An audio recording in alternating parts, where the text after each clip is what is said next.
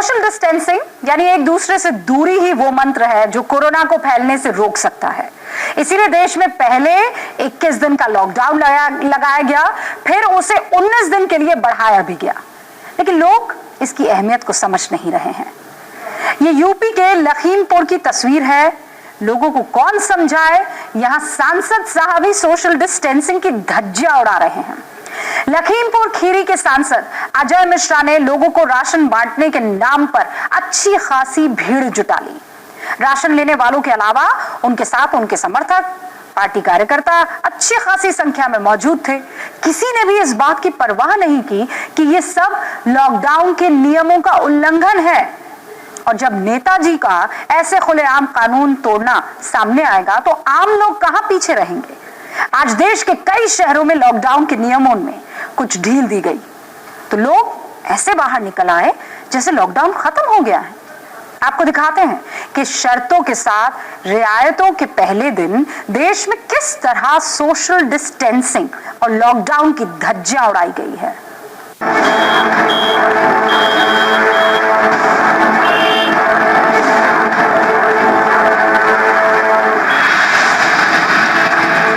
जरा सी छूट मिली नहीं कि सड़कों पर भीड़ नजर आने लगी।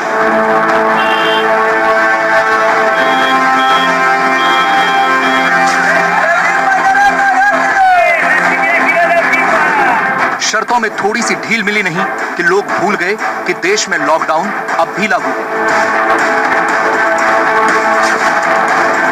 इन तस्वीरों को देखकर तो यही लगता है कि देश में लॉकडाउन के दौरान रियायत देना ठीक नहीं। 27 दिनों के बाद आज देश के कुछ हिस्सों में शर्तों के साथ कुछ ढील दी गई। जरूरी सेवाओं के साथ साथ कुछ दफ्तरों और छोटे छोटे उद्योगों को काम शुरू करने की इजाजत दी गई। लेकिन उसका नतीजा यह हुआ कि लोग सोशल डिस्टेंसिंग की धज्जियां उड़ाने लगे।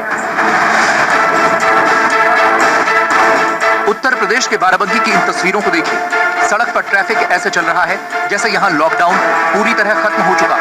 रिक्शे, बाइक, टेम्पो, गाड़ियां सब चल रही हैं। नियम है कि बाइक पर एक ही आदमी होना चाहिए, लेकिन यहां ज्यादातर बाइक पर 2 लोग बैठे हुए हैं।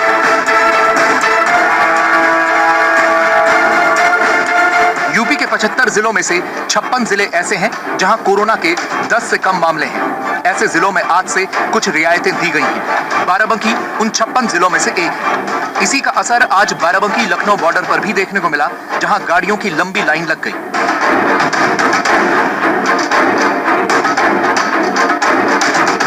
लखनऊ में जैसे सिस्टम अब तक कल तक चल रहा था वैसे ही चलेगा, लेकिन बाराबंकी में बहुत सी सुविधाएं जो हैं वो शुरू होंगी। और इस वजह से आप देखिए कि जो हाईवे है, इस हाईवे पर कितनी लंबी ट्रैफिक जाम जैसी स्थिति दिखाई दे रही है। तो जाहिर है कि कहीं ना कहीं लोगों के जहन में ये कहीं आ चुका है कि आज से बहुत सारी सुविधाएं शुरू हो रही हैं और यही वजह है कि लोग घरों से निकल रहे हैं। ऐसी ही तस्वीर मुंबई के टोल नाकों पर भी देखने को मिली, जहां लंबा जाम लग गया। रियायत का फायदा उठाकर ऐसे लोग भी बाहर निकल आए जो किसी जरूरी सेवा से नहीं जुड़े थे। ऐसे लोगों की वजह से मुंबई के इन टोल नाकों में पुलिस की चुनौती और बढ़ गई। सड़क के दोनों सिरों पर आप देखिए पुलिसकर्मी चेक कर रहे हैं कि किसके पास उचित वजह है या फिर उचित इजाजत है, उसके बाद ही उन्हें जाने दिया जा रहा है। जिनके पास उचित इजाजत नहीं है वो यहाँ से यूटर्न ले रहे हैं और इस रास्ते से वापस मुंबई लौट जा रहे हैं।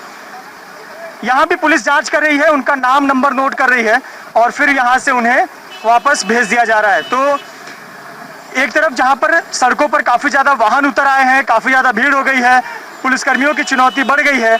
इन पुलिसकर्मी को देखिए एक एक गाड़ी का नंबर नोट कर रहे हैं, उस गाड़ी में कितने लोग सवार हैं उसकी जानकारी लिख रहे हैं, सुरक्षा मास्क लगाए हुए हैं। पर बहुत सारे ऐसे लोग हैं जो अनावश्यक घरों से बाहर निकले हैं, उन पर कार्रवाई भी की जा रही है।